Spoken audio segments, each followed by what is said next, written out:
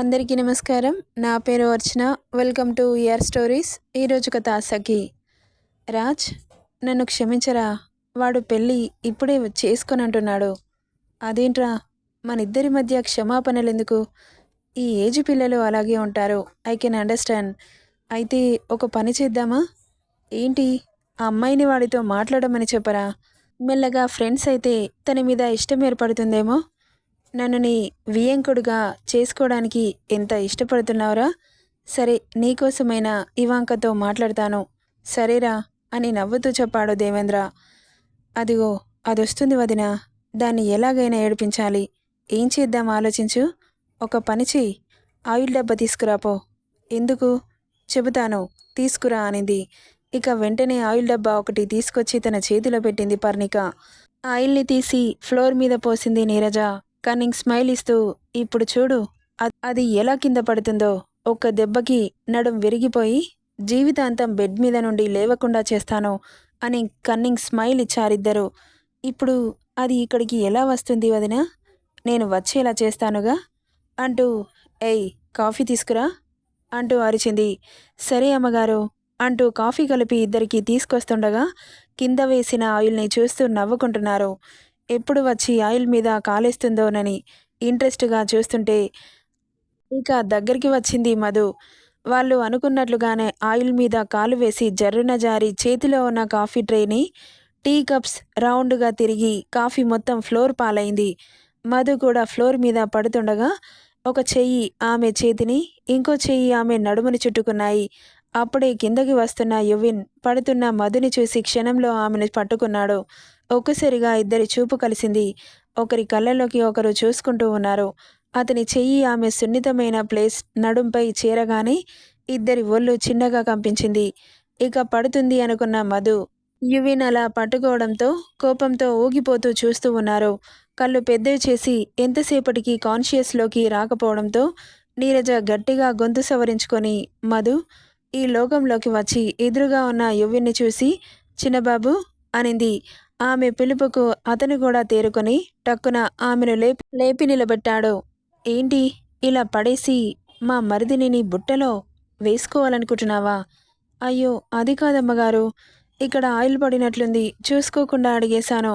నేను పడబోతుంటే చిన్నబాబు పట్టుకున్నారంతే, అంతకు మించి ఏం లేదు అనింది మధు. అయినా కళ్ళు నెత్తికెక్కాయా అలా నడుస్తున్నావు అనగానే వదినా అంటూ అరిచాడయ్యో. ఏం మాట్లాడుతున్నావో నీకైనా అర్థమవుతుందా? అక్కడ ఆయిల్ పడింది, తను చూసుకోకుండా అడిగేసింది. అందులో తన తప్పేముంది? ప్రతిదానికి తనని నిందించడం బాగా అలవాటైపోయింది. ఇంకోసారి మధుని తిట్టడానికి ప్రయత్నిస్తే అస్సలు ఊరుకోను అన్నాడు కోపంగా. అతని మాటలకి సీరియస్గా చూస్తూ, ఏంటి మరిది గారు, దానిమీద అంత ప్రేమ పొంగుకొస్తుంది ఏంటో అనింది సాగదీస్తూ. అది ప్రేమ కాదు, మానవత్వం. ఇంట్లో పని చేస్తున్నంత మాత్రాన మనకి బానిసలు కాదు. మనం ఏదంటే అది పడడానికి.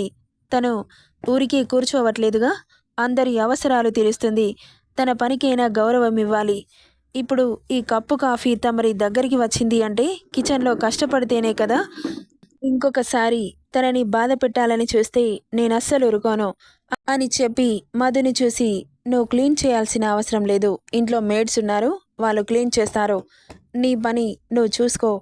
ఎవరి మాటలు పట్టించుకోనవసరం లేదు అని నీరజని షార్పుగా చూసి అక్కడి నుండి వెళ్ళిపోయాడు యో. హాయ్ యో అంటూ వచ్చింది ఇవాంక. తలెత్తి ఆమెను చూశాడు. తను కూడా లైట్గా స్మైల్ చేసి హాయ్ అన్నాడు. ఏం చేస్తున్నావు? ఆఫీస్ వర్క్ చేస్తున్నాను. అయినా నా రూమ్లోకి ఎందుకొచ్చావు అన్నాడు డైరెక్ట్గా. అతను అలా అంటాడని అనుకోని ఇవాంక కోపం వస్తున్న బయటకి నవ్వు నటిస్తూ, అది యూ, మన వాళ్ళ దగ్గర కూడా పర్మిషన్ తీసుకోవాలా అనింది. ఇక్కడ మన వాళ్ళు ఎవరున్నారు? నిన్ను ఎప్పుడూ నేను చూడలేదే, మొదటిసారి ఇప్పుడే చూశాను అన్నాడు అతను. అలా అనగానే చాలా కోపం వచ్చేసింది తనకి. కానీ అతని మాటలకి ఏం సమాధానం చెప్పాలో అర్థం కాక అలాగే చూస్తూ ఉంది. చెప్పు అన్నాడు. అవునుయో, చిన్నప్పుడు మనం కలిసి ఆడుకునే వాళ్ళం, గుర్తులేదా? నిన్ను నేను ఎప్పుడు మర్చిపోలేదు యో అంటున్న ఆమెని కాస్త ఆలోచించినట్లుగా చూశాడు. కానీ అతనికేం గుర్తు రాలేదు. నిజంగా మనం చిన్నప్పుడు ఆడుకున్నామా? నాకైతే ఏం గుర్తులేదు. మధుర నేను ఇద్దరం మాత్రం చాలా బాగా ఆడుకునేవాళ్ళం. తనతో గడిపిన ఎవ్రీ మూమెంట్ నాకు గుర్తుంది అని చెబుతున్న అతని మాటలకి కోపంగా చూస్తూ ఉంది. వీడిని మార్చడం కష్టమే అనిపించింది ఆమెకి. కొంపతీసి ఆ పని మనిషిని గాని లవ్ చేస్తున్నాడా? అందుకే దాని గురించి అంతలా పొగుడుతున్నాడు అనుకుంటూ కనీసం వచ్చిన అతిథిని కూర్చోమని కూడా అనట్లేదు చూడు. సరేయు, నేను వస్తాను అనింది. ఎందుకు అన్నాడు. అర్థం కానట్లుగా చూసింది. అదే వస్తాను అన్నావు కదా, ఎందుకు అన్నాను అన్నాడు. ఇక ఈసారి ఆమె కోపం తారాస్థాయికి పోయింది. కానీ ఏం చేస్తుంది? ఏం మాట్లాడకుండా విసురుగా అక్కడి నుండి బయటకెళ్ళిపోయింది. రాత్రి 11 గంటల సమయం. మధు, ఇంతసేపు కిచెన్లో ఏం చేస్తున్నావు? నిద్ర రావట్లేదా? వెళ్ళి పడుకో. నాకు అలవాటు చిన్నబాబు. మీరు వెళ్ళి పడుకోండి. నాకు నిద్ర రావట్లేదు. అందుకే ఇలా వచ్చాను. అవునా? అయితే బాదం పాలు చేసి ఇస్తాను. తాగితే బాగా నిద్రొస్తుంది అని పొయ్యి మీద పాలు పోసి బాగా మరగబెట్టి అందులో బాదం, జీడిపప్పు, యాలకులు, షుగర్ నలగొట్టి వేసింది. ఇక బాగా మరగబెట్టి ఒక గ్లాసులో పోసి అతని చేతికిచ్చింది. ఆమె అలా చేస్తుంటే రెప్ప వేయకుండా చూస్తూ ఉండిపోయాడు. ఇటువైపు తిరిగిన మధురకి అతను అలా చూస్తుంటే ఇబ్బందిగా అనిపించింది ఆమెకి.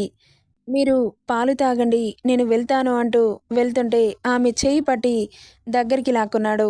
ఒక్కసారిగా కళ్ళు పెద్దవి చేసి చూస్తూ ఉండిపోయింది మధుర. ఎక్కడికి వెళ్తున్నావు అన్నాడు ఆమెకి ఇంచు దూరంలో ఉండి.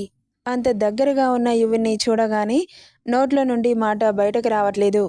మీ మీరు దూరం జరగండి, మనిద్దరిని ఎవరైనా ఇలా చూస్తే అస్సలు బాగోదు అంటూ అతన్ని దూరం నెడుతుంటే మిల్క్ గ్లాస్ని పక్కన పెట్టి ఆమె నడుం పట్టి దగ్గరికి లాక్కొని ఆ ఇంచు దూరాన్ని కూడా చెరిపేశాడు.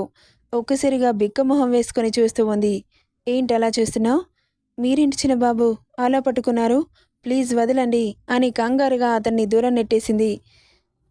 ఆమెను వదిలి ఒక అడుగు వెనక్కి వేసి మధు అన్నాడు. అసలేమనుకుంటున్నారు? నేను ఈ ఇంటి పని మనిషిని. పని మనిషితో ఇలాగైనా బిహేవ్ చేసేది? మధు, ఇంకోసారి పని మనిషి అన్నావనుకో అస్సలు ఊరుకోను. ఎందుకు ఊరుకోరు? నేను నిజంగానే పని మనిషిని కదా అనింది కోపంగా. లేదు మధు, నువ్వు పని మనిషివి కాదు, నా మనిషివి అంటున్న యువన్ మాటలకి అయోమయంగా చూస్తూ, మీరేం మాట్లాడుతున్నారు చిన్నబాబు? నేను మీ మనిషినేంటి? అవును మధు, నేను నిన్ను లవ్ చేస్తున్నాను. నువ్వంటే నాకు ప్రాణం. నిన్ను పెళ్లి చేసుకోవాలనుకుంటున్నాను అంటున్న అతని మాటలకి చిన్నబాబు అంటూ అరిచింది. అసలు ఏమనుకుంటున్నారు మీరు? ఇక్కడ నేను భూమి అయితే మీరు ఆకాశం. నేను మీకు నాకు నక్కకి నాగలోకానికి ఉన్న తేడా ఉంది. అలాంటిది మీరు నన్ను లవ్ చేయడం ఏంటి? మీరు పొరబడుతున్నారు చిన్నబాబు. మీకు ఒక మంచి సంబంధం వచ్చింది. ఆ అమ్మాయి చాలా బాగుంది. తనని పెళ్లి చేసుకుని లైఫ్ని హ్యాపీగా లీడ్ చేయండి. అంతేగాని ఇలా పెళ్లి ప్రేమ అంటూ మీ లైఫ్ని స్పాయిల్ చేసుకోకండి అని కోపంగా చెప్పి వెళ్ళిపోతుంటే ఆమె చేయి పట్టి వెనక్కి లాగి గోడకి అదిమాడు. అతను అలా చేయగానే ఒక్కసారిగా గుడ్లు పెద్దవి చేసుకుని చూస్తూ షాక్లో ఉండిపోయింది. అతను ఆమెకు అతి దగ్గరలో ఉన్నాడు. అతని వెచ్చడి శ్వాస తగులుతోంది ఆమెకి. అతను అంత దగ్గరగా ఉంటే నిలువున చెమటలు పట్టేస్తున్నాయి. హార్ట్ బీట్ రేజ్ అవుతోంది. కానీ ఎందుకిలా అతను అలా చేస్తున్నాడు? సడన్గా ప్రేమేంటి అనుకుంటూ ఒక్కసారిగా ఈ లోకంలోకి వచ్చి అతని గుండెలపై చేయి పెట్టి వెనక్కి తోసింది. జరగలేదు ఇంచు కూడా. ప్లీజ్ చిన్నబాబు, మీ మీద నాకు ఒక మంచి ఇంప్రెషన్ ఉంది. దాన్ని పోగొట్టుకోకండి. దూరం జరగండి అనింది కోపంగా. ఎలాంటి ఇంప్రెషన్ ఉంది అన్నాడు ఆమెను అలాగే చూస్తూ. దూరం జరగండి చిన్నబాబు, చెబుతాను అనింది. నో, నేను జరగను, ఇలాగే ఉంటాను. చెప్పు, నేనంటే ఎలాంటి ఇంప్రెషన్ ఉంది? ప్లీజ్ చిన్నబాబు, అలా చేయకండి. ఈ టైంలో ఎవరైనా వస్తే తప్పుగా అనుకుంటారు. ఈ పరిస్థితుల్లో ఎవరైనా చూశారంటే నాకు ఈ పని కూడా దొరకకుండా పోతుంది.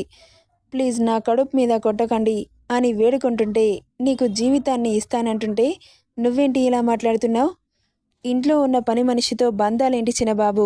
మీరు గొప్పవారు. మాలాంటి చిన్నవాళ్ళతో మీకేంటి? ప్లీజ్ నన్ను వదిలేయండి. నాకు దూరం జరగండి. నేను వదిలేయడానికా ప్రేమించింది? నేను ఆస్ట్రేలియాలో ఉన్న మాటే కానీ ఒక్క అమ్మాయిని కూడా ఆ ఆలోచనతో చూడలేకపోయాను తెలుసా? చాలా ట్రై చేశాను నిన్ను మర్చిపోవడానికి. బట్ నా వల్ల కాలేదు. Really love you Madhu. నువ్వు ఓకే అంటే ఇంట్లో మాట్లాడి పెళ్లి ముహూర్తాలు పెట్టిస్తాను అన్నాడు. అతని మాటలకి కళ్ళు పెద్దవి చేసి టెన్షన్గా చూస్తూ ఉంది. అసలేం మాట్లాడుతున్నారు చిన్నబాబు? నేను మిమ్మల్ని పెళ్లి చేసుకోవడం ఏంటి? మీరు నన్ను మరీ ఇబ్బంది పెట్టేస్తున్నారు. వదిలేయండి నన్ను. నేను వెళ్ళిపోతాను. ఇంట్లో అమ్మ ఎదురు చూస్తుంది. మధు, నేను చెప్పేది ఒక్కసారైనా విను. ఒకసారి చెబితే అర్థం కావట్లేదా? వదిలేయండి నన్ను అంటూ అరిచింది. ఆమెను వదిలి బాధగా దూరం జరిగాడు. అతను అలా బాధపడుతుంటే చూడలేకపోయింది మధు. బట్ కఠినంగా మాట్లాడితే తప్ప వదిలేలా లేడు అనిపించి అతన్ని వదిలేసి అక్కడి నుండి వెళ్ళిపోయింది మధు. వెళ్తున్న ఆమెని బాధగా చూస్తూ, మధు ఇంత అవాయిడ్ చేసినా నేను మాత్రం నిన్ను తప్ప ఎవరిని పెళ్లి చేసుకోను. అది మాత్రం నువ్వు గుర్తుపెట్టుకో. అతని మాటలు వినబడ్డా వినబడనట్లే అక్కడి నుండి వెళ్ళిపోయింది మధు. ఆమె అలా వెళ్తుంటే చాలా బాధేసింది అతనికి. మధు వాళ్ళు అవుట్ హౌస్లో ఉంటారు. యువిన్ మాటలకి ఆమెకి షాకింగ్గా అనిపిస్తుంటే అతనెంత ప్రేమిస్తున్నాడో తనకి అర్థమవుతున్నా ఇప్పుడు అతని పెళ్లి చేసుకుంటే ఈ సమాజం ఊరుకోదు. ఈ ఇంట్లో వాళ్ళు ఒప్పుకోరు. నా స్థాయి అతడి స్థాయికి సరిపోదు. అతనొక గొప్ప ఇంటి అబ్బాయి. నేను ఇంట్లో పనిచేసే పని మనిషిని. ఈ విధంగా ఇద్దరికీ బంధం ఎలా కుదురుతుంది అని ఆమె మనసులో ఉన్న అతని మీద మంచి ఇంప్రెషన్ కాస్త బెస్ట్గా మారింది. ఎందుకంటే తను పని మనిషి అని తెలిసినా కానీ అతను ఆమెను ప్రేమించడం, అతనికున్న గొప్ప మనసు. దేవుడిని పూజించాలి అనుకోవాలి కానీ దేవుడి గుడిలో ఉండాలనుకోకూడదు అనుకుంటూ ఆమె మనసులో ఉన్న యువిన్ రూపానికి ఒక గుడి కట్టింది మధు. అతని బాధ పెట్టినందుకు తన మీద తనకే కోపం వస్తోంది. ఇక ఆ ఇంటి సింహద్వారం బయటకు వచ్చి డోర్ పక్కన నిలబడి అతను ఎంత బాధపడుతున్నాడో అని మనసు ఉక్కిరిబిక్కిరి అవుతుంటే యువిన్ ఏం చేస్తున్నాడా అని చూస్తూ ఉంది. అతని అరిచేతుల్లో జుట్టుని బంధించి సోఫాలో అలాగే కూలబడ్డాడు. మధు అనుకుంటూ అలా ఎంతసేపు ఉన్నాడో తెలీదు. ఇక ఏదో ఐడియా వచ్చినవాడిలా నిన్ను ఎలా నా ప్రేమలో పడేయాలో నాకు బాగా తెలుసు అని అతడి ఫేస్లో స్వచ్ఛమైన నవ్వు విరియగా అక్కడి నుండి తన రూమ్కి వెళ్ళిపోయాడు. అతను అలా వెళ్ళిపోగానే, హమ్మయ్య, మీరు ఎప్పుడు హ్యాపీగా ఉండాలి చిన్నబాబు. ఇలా ప్రేమ పెళ్ళి అని నన్ను ఇంకోసారి అడగకండి. నా దగ్గర నో అనే ఆ సమాధానం మాత్రమే దొరుకుతుంది. నా మీద ఆశలు పెట్టుకోకండి చిన్నబాబు. నేను మీ స్థాయికి సరిపోయే మనిషిని కాదు అనుకుంటూ బాధగా అక్కడి నుండి వెళ్ళిపోయింది మధు. మధు, ఒసేయ్ మధు, ఎక్కడ చచ్చావే? బెడ్ కాఫీ ఇవ్వాలన్న సెన్స్ లేదు. ఒసేయ్ మధు అంటూ అరుస్తోంది నీరజ. ఎలాంటి రెస్పాన్స్ రాలేదు గాని నీరజ అంటూ అరుపు మాత్రం వినిపించింది. ఒక్కసారిగా తలెత్తి ఎదురుగా ఉన్న సుమని చూసింది నీరజ. ఏంటత్తయ్య? ఏంటంటే ఎందుకలా పొద్దు పొద్దున్నే కాకిలా అరుస్తున్నావు? నేను అరవడం కాదు. ఆ పని మనిషి ఎక్కడ చచ్చింది? మధురని పని మనిషి అనకు నీరజ. పని మనిషి పని మనిషి అనకపోతే ఇంకేమంటారో? తను మన ఇంట్లో మనిషి. ఒక మనిషిలా కలిసిపోయింది. తనని అలా బాధ పెడితే నాకు నచ్చదు. తనకి ఒక పేరుందిగా, చక్కటి పేరు, మధుర అని. ఆ పేరుతో పిలువు. అంతేగాని ఇలా పని మనిషి అంటూ తనని చిన్నచూపు చూస్తే అస్సలు ఊరుకోను. అంటే ఇంట్లో వాళ్ళకంటే మీకు బయటి వాళ్ళే ఎక్కువైపోయారన్నమాట. నేనలా అనలేదు నీరజ. నీ మాటలకి అదే అర్థం వస్తుందత్తయ్య. రావాలనే అన్నాను. కానీ వెళ్ళి నాకు కూడా ఒక కాఫీ తీసుకురా. ఈరోజు మధుర పనికి రాలేదు. వాళ్ళ అమ్మగారిని హాస్పిటల్కి తీసుకెళ్ళింది. ఇక ఈరోజు నువ్వే వంట చేయాలి. ఏంటి? నేను వంట చేయాలా? నో, నేను అస్సలు చేయను. నాకు ఆకలిస్తే బయట నుండి ఆర్డర్ పెట్టుకుంటాను. కానీ వంట మాత్రం అస్సలు చేయను అనింది నీరజ. నెక్స్ట్ పార్ట్లో ఏం జరుగుతుందో చూద్దాం. ఈ స్టోరీ ఎలా ఉందో కామెంట్ చేయండి guys. Thank you for listening.